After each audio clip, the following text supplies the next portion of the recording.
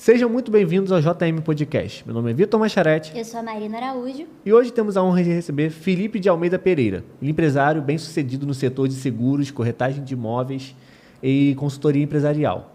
Felipe iniciou sua carreira política em 2003 no Partido Social Cristão. Sua trajetória é marcada por conquistas significativas tanto no cenário político quanto social. Entre suas realizações, destacam-se suas ações como deputado federal e como secretário de Estado de Prevenção à Dependência Química no Rio de Janeiro.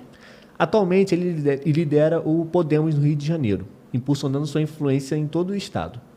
Felipe, é um prazer recebê-lo aqui. Bem, o prazer é todo meu, Vitor, Marina. A satisfação estar aqui no podcast, no JM, né, Jornal dos Municípios. E o convite do nosso amigo César é sempre de muito valor para que a gente possa estar participando com vocês aqui. Felipe, você começou a trabalhar ainda jovem, né? Como que a sua experiência no setor empresarial influenciou a sua entrada na política? Bem, Marina, na verdade, eu ainda muito jovem, né? Eu comecei a participar junto com meu pai dos negócios da família, que era na época uma empresa de corretora de seguros, e isso fez com que a gente pudesse, desde jovem, entender o valor, primeiro, do trabalho, né? Mas principalmente de enxergar, através do trabalho, a necessidade do nosso próximo. E não só a nível de atividade profissional, né, na área profissional, empresarial, mas assim como a minha origem, né, dentro do berço evangélico, né, dentro das igrejas evangélicas, a gente aliando o trabalho com a vivência, né, da própria igreja, do trabalho ali desenvolvido através da igreja, a gente conseguiu enxergar através dessa janela que se chama, né, dessa ferramenta chamada política, uma oportunidade de nós conseguirmos avançar e alcançar mais pessoas, né? Abençoar mais vidas. Então, todo o envolvimento, tanto na igreja quanto na área de trabalho empresarial, fez com que nós despertássemos interesse maior de estar atuando através da política no Rio de Janeiro.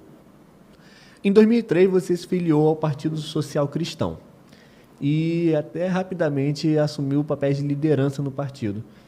Quais foram os desafios e aprendizados dessa fase inicial? Vitor, você como um jovem também, né, sabe que todo jovem tem barreiras, né, para poder transpor, e isso aconteceu comigo, obviamente, mas a oportunidade que me foi concedida quando me filiei ao PSC, ou então PSC, no dia 21 de março de 2003, né, ou seja, quase 22 anos atrás, mais de 22 anos atrás, nós chegamos com uma missão muito objetiva. Eu estava ali me preparando para uma possível candidatura de vereador no ano de 2004 e com isso foi me dada missões. Missões de conhecer melhor ainda a cidade do Rio de Janeiro, que foi a cidade onde eu iniciei a minha carreira eleitoral, né? Minha primeira eleição foi a vereador no Rio de Janeiro. E com isso eu pude conhecer mais de perto realmente as demandas dos nossos munícipes ali no Rio de Janeiro, conhecendo mais comunidades, né? Conhecendo mais localidades, e as suas dificuldades, as suas peculiaridades e as suas dificuldades, assim como as suas virtudes também. Então, nesse momento dessa pré-campanha de vereador que me foi colocada, nós conseguimos, sim, despontar como uma liderança jovem, e aos 19, 20 anos de idade, o partido me concedeu também algumas possibilidades de estar o representando através de eventos de juventude, né, junto com o movimento de UNE, UBS e por aí afora, e fazendo com isso se transformasse aí numa janela de oportunidade para que nós, enquanto jovens, colocássemos o nosso nome à disposição da população do Rio de Janeiro com a confirmação da nossa candidatura à época como candidato a vereador no Rio de Janeiro. Como você mencionou, na sua primeira candidatura foi em 2004, né? Se candidatando a vereador. Como é que foi essa experiência e o que isso representou para você? Marina, a primeira eleição é sempre uma dificuldade, né? Imagine você um garoto, né? Eu brinco assim, um garoto que no ano de 2003 completei meus 20 anos e em seguida coloca-se uma candidatura de vereador na nossa responsabilidade. Primeira dificuldade que eu posso dizer para você que nós enfrentamos é que uma vez que você está na rua sendo jovem, né? Vejo vocês dois aqui, né? Dois jovens, você imagine que algumas pessoas têm um certo preconceito disso, né? Porque as pessoas olham jovem e primeiro falam assim, mas vem cá, qual a experiência que você tem? Né? Vem cá, o que você já construiu na vida para você poder estar se colocando à disposição do eleitor, né? Colocando o seu nome à disposição. E aí é que eu aprendi uma coisa muito importante com meu pai. A nossa juventude ela é acompanhada de uma garra e uma determinação que algumas outras pessoas mais velhas não têm. Mas nós não podemos esquecer que quando nós nos cercamos de pessoas mais experientes, aliado à nossa disposição e à nossa garra, à nossa jovialidade, nós conseguimos alcançar um equilíbrio muito positivo. Então, com isso, nós fomos para a rua, né? Construímos a nossa candidatura, fomos até muito bem naquele período de eleição, porém, apesar de ter alcançado quase 11 mil votos na capital, ainda assim nós ficamos de fora. E, assim, um detalhe, né, Marina? O mais importante que eu sempre comento é que quando eu voltei pós-eleição, para agradecer aos eleitores, mesmo não tendo alcançado o mandato, algumas pessoas falavam assim, poxa, Felipe, eu imaginava que você ia conseguir tanto voto, então acabei não votando em você. E olha, faltou tão pouco para você chegar no mandato. E eu acho que isso foi, inclusive, uma mola propulsora para as próximas eleições que eu vim concorrendo, né? Mas foi uma experiência gratificante, apesar de não ter sido exitosa no sentido de alcançar o mandato, mas foi uma experiência marcante e eu acho que, assim, o ponto principal para alavancar a nossa carreira política a partir daquele momento. Durante seus mandatos na Câmara dos Deputados, você atuou em diversas comissões importantes. Quais realizações você destacaria como as mais impactantes? Vitor, na verdade, 2 mandatos de deputado federal são 8 anos, né? São muitas experiências e eu posso dizer para você que comissões marcantes que eu fiz parte, por exemplo, no Congresso Nacional, foram comissões como a Comissão de Trabalho, né, na Câmara dos Deputados, Comissão de Defesa do Consumidor, onde eu pude ser vice-presidente, e a Comissão de Fiscalização Financeira e Controle, onde eu fui presidente durante um período do meu mandato. Nessas 3 comissões, além dos trabalhos parlamentares como um todo, no plenário da Casa, relatei medida provisória que foi de suma importância para estabelecimento de concursos públicos pelo Brasil, né, em carreiras federais. Mas, assim, nessas 3 comissões, eu diria para você que, tanto na Comissão de Trabalho, quando nós conseguimos estabelecer e efetivar, né, regulamentando frentes de trabalho, né, e Comissão de Defesa do Consumidor, garantindo cada vez mais a implementação do Código de Defesa do Consumidor em vários estabelecimentos comerciais, assim como na Fiscalização Financeira e Controle, é uma comissão muito específica que ela é muito acompanhada do trabalho da Controladoria Geral da União e do Tribunal de Contas da União, para que com isso nós façamos auditoria em vários contratos do governo federal, né, em vários processos de licitação.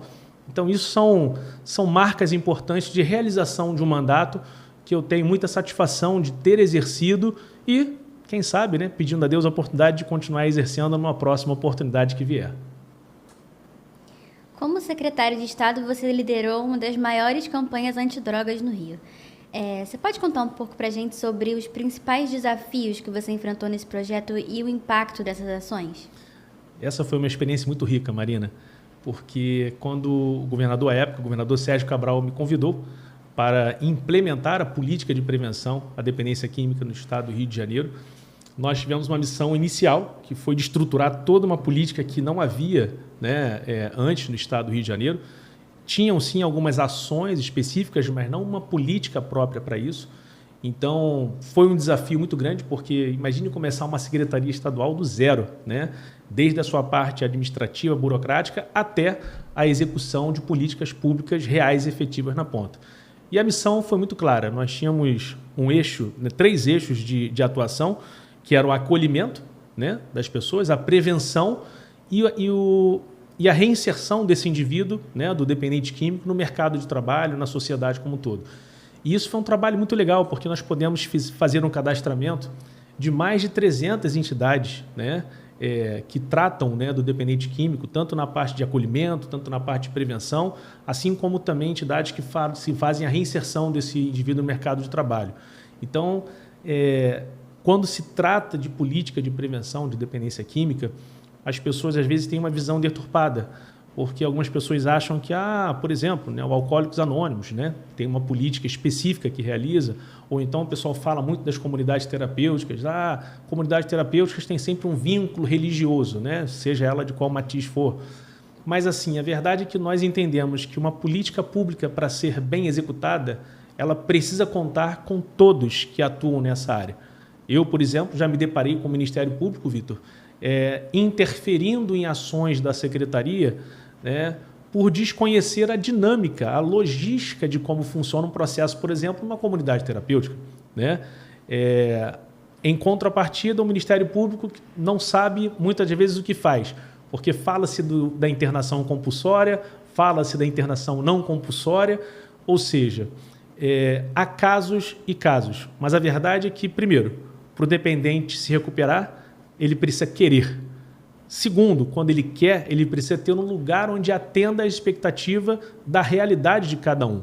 Por isso que o tratamento psicológico, o acompanhamento psicológico e do serviço social, que são profissões aí, brilhantes nessa área da dependência química, é de suma importância para que a gente consiga recuperar realmente o indivíduo, e foi isso que nós fizemos, né, com vários convênios que firmamos, convênios aqui no estado do Rio de Janeiro com comunidades terapêuticas, com entidades que trabalhavam nesse processo de recuperação, assim também com o governo federal na época, que nós pudemos, através da Secretaria Nacional de Justiça, né, onde fica a política sobre drogas, ficava, né, a polícia sobre drogas na época, realizamos diversas parcerias com políticas de prevenção. E até em municípios próximos, né? Hoje eu falo aqui de Araruama, mas municípios próximos, como Silva Jardim, foram agraciados à época, né? com a política de prevenção, com material nas escolas. Atendemos mais de 80 mil alunos na rede pública do estado do Rio de Janeiro com uma política de prevenção, ali na faixa do primeiro segmento do ensino fundamental.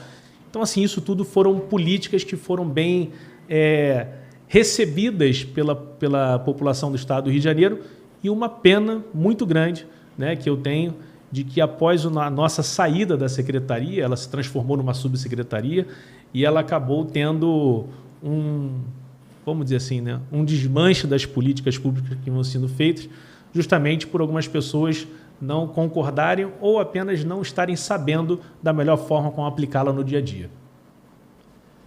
Você destinou recursos significativos para áreas essenciais.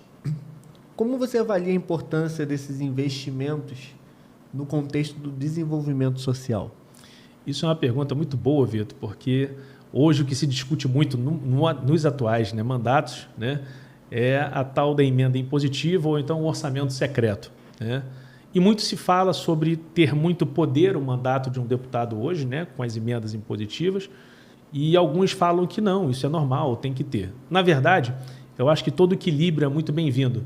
Obviamente, eu como parlamentar que fui e parlamentar que desejo voltar a ser, acredito que o deputado tenha que ter, sim, essa possibilidade, né, de encaminhar recursos para áreas específicas, mas vendo o que está acontecendo hoje, Vitor, um encaminhamento de forma muito desconectada com a política pública como um todo, e sim mais visando os interesses individuais de cada parlamentar, eu acho que isso é um perigo, né? Porque a saúde pública precisa de recurso, a segurança precisa de recurso, a educação precisa de recurso, o esporte precisa de recurso, e muitas das vezes, quando nós destinamos recursos de forma desordenada, isso acaba não beneficiando a população como um todo, né? O coletivo, né? Nós precisamos pensar no coletivo.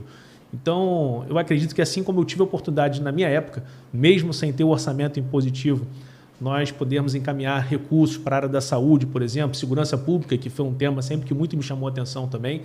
Eu acho que é de suma importância nós analisarmos o cenário de cada localidade e principalmente estar aliado com os governos estaduais, né, no caso dos deputados federais, e os governos municipais, né, que as prefeituras estejam muito alinhadas também com esse tipo de investimento, porque não adianta estar descasado e você acabar perdendo recurso ou desviando a finalidade do recurso para a qual ele realmente precisava ter ido.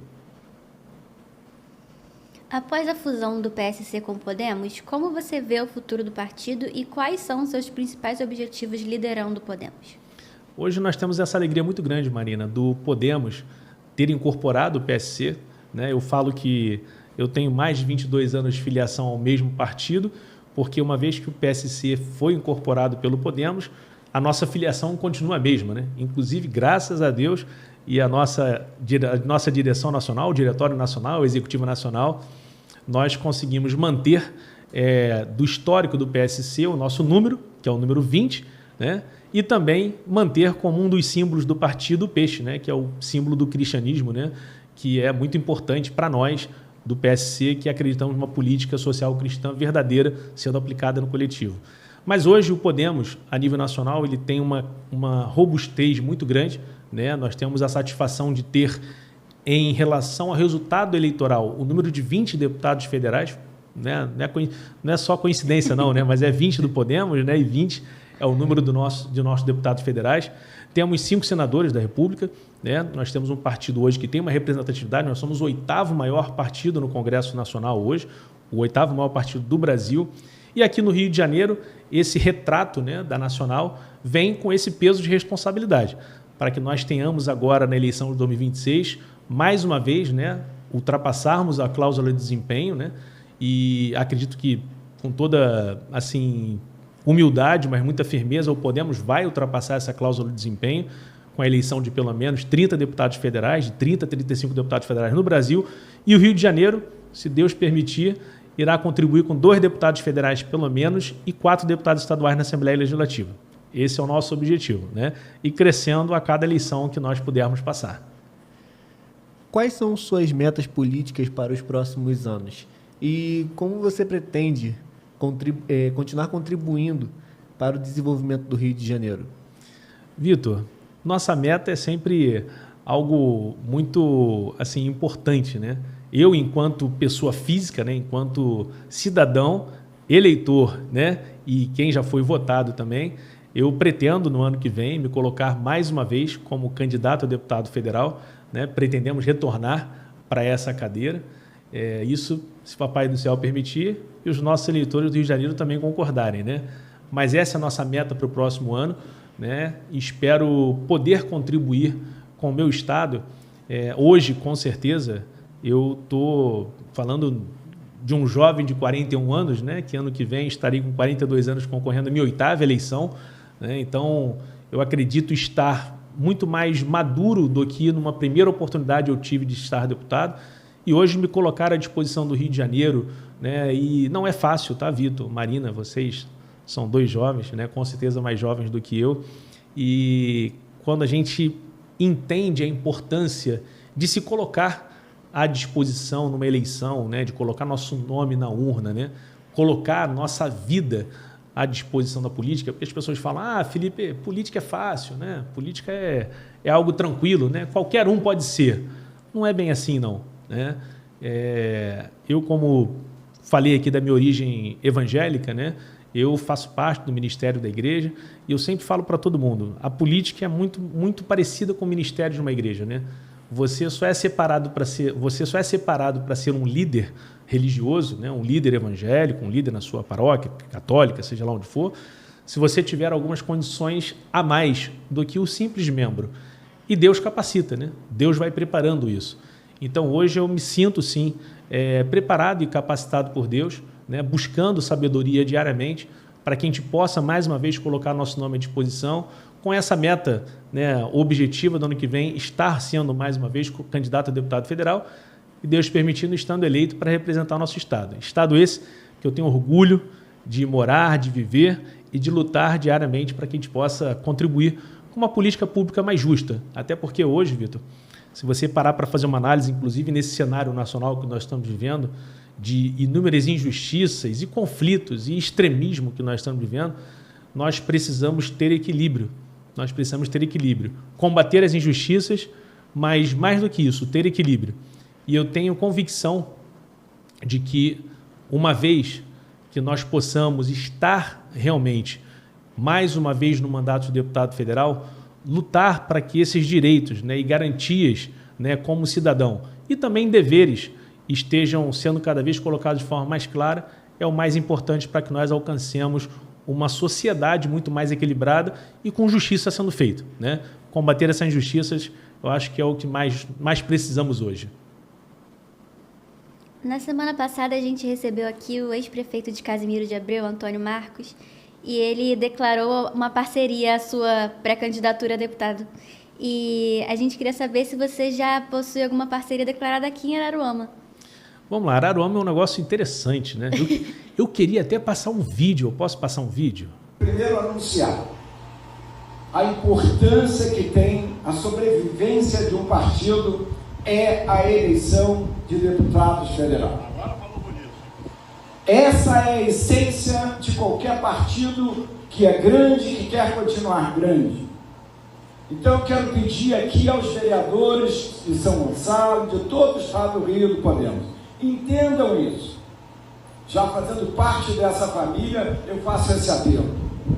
Eu já vou declarar aqui o meu deputado e o meu voto. Eu disse isso para ele no início do ano. O meu deputado federal, que farei todo o carinho em votar, é o jovem Felipe Pereira. Espero. Eu fiz questão de botar esse vídeo aqui para vocês, depois eu mando aqui para vocês, porque a pergunta foi se eu tinha uma parceria aqui em Araruama. Na verdade, desde o ano passado, de fato, o vereador Russo, né, que foi candidato a deputado federal pelo Podemos, me convidou para estar ajudando a eleição da prefeita Daniela, né, e me colocou numa aproximação ali com a prefeita Lívia e com o Chiquinho, né, que foram pessoas que me receberam ali e, através dessa parceria com o vereador Russo, me convidaram a estar mais próximo aqui da cidade. E, através disso, nós fizemos diversas parcerias na eleição. A prefeita Daniela, por exemplo, eu nem cheguei a conversar com ela no primeiro momento, naquele momento de fechamento ali, né, de apoio partidário e tudo, mas nós chegamos a um consenso, até pelo vereador Russo ter sido candidato a deputado federal pelo Podemos na eleição passada. É muito justo que, politicamente, partidariamente, nós façamos um repasse, né, de fundo eleitoral para onde o partido teve essa representatividade. Então, nós fizemos um aporte na eleição, aqui na eleição da prefeita Daniela, de R$650 mil de fundo eleitoral, justamente pelo que o vereador Russo, então candidato a deputado federal na época, plantou de parceria através do partido, e a partir dali construímos uma relação. E por que eu botei esse vídeo aqui para vocês? Porque hoje muito me entristece alguém que declara isso na frente de 100% da cidade de Araruama, né? E que se comprometeu no momento, né, inicial, quando eu o ajudei, esse apoio à nossa pessoa. Hoje eu já vejo que declara por aí apoio a outro candidato.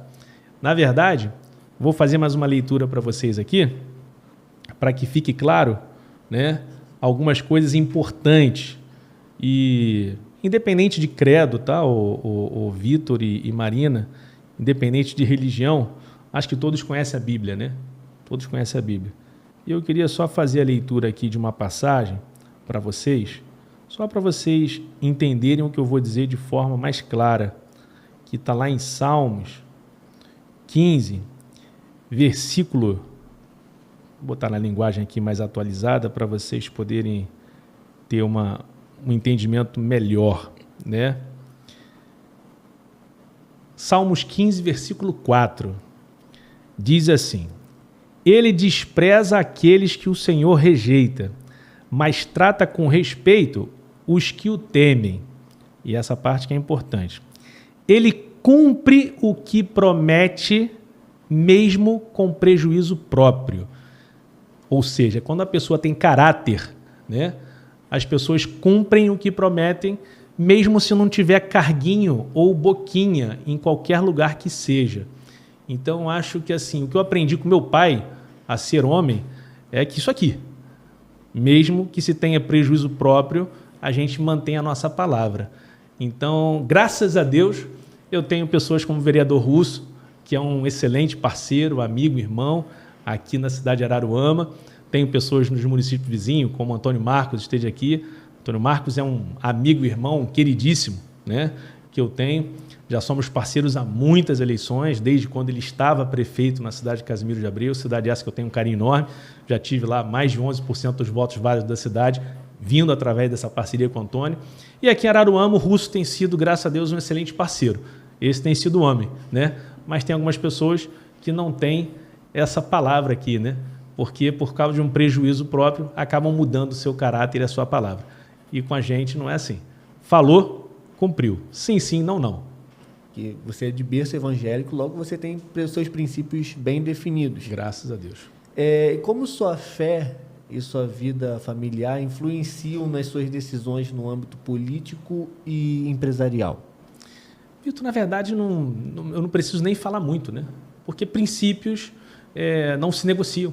Eu acabei de falar agora há pouco aqui, né? Eu acho que nós que pautamos a nossa vida na verdade, não somos donos de toda a verdade, não somos santos, não somos arauto da moralidade, da verdade, nada disso.